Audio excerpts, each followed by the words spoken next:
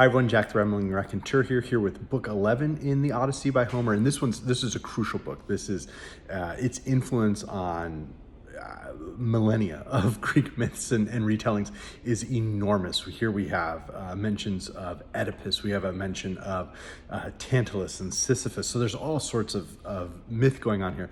But we're also told about this long journey Odysseus and his crew take on Circe's direction across ocean towards the Cimmerians, or hashtag Conan the Barbarian, ultimately.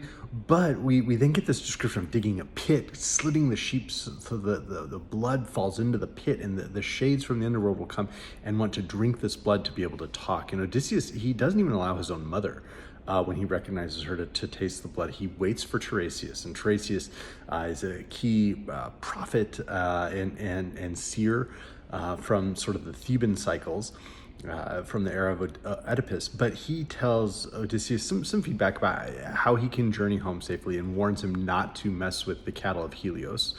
Foreshadowing.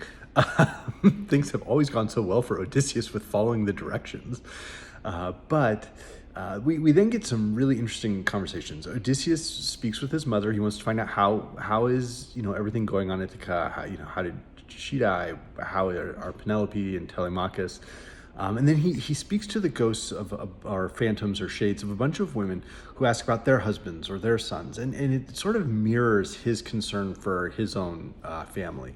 But then he talks to Agamemnon, and Agamemnon tells him the tale of how he died at the hands of Aegisthus and his own wife Clytemnestra, and that really acts as a contrast to Penelope and her faith in Odysseus, that easily she could marry one of the suitors and they could ambush Odysseus when he returns, and that would be Agamemnon's fate. But that's not what will happen.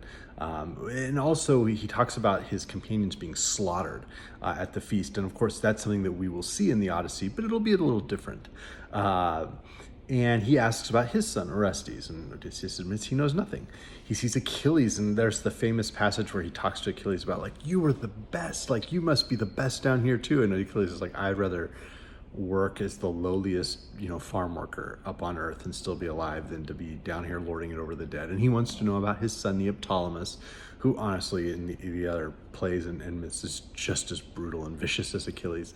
But then there's the crucial bit where Odysseus sees various heroes. He talks to them, but Ajax will not speak to him. He will not speak to Odysseus. And what's interesting is Odysseus doesn't really take responsibility for their conflict.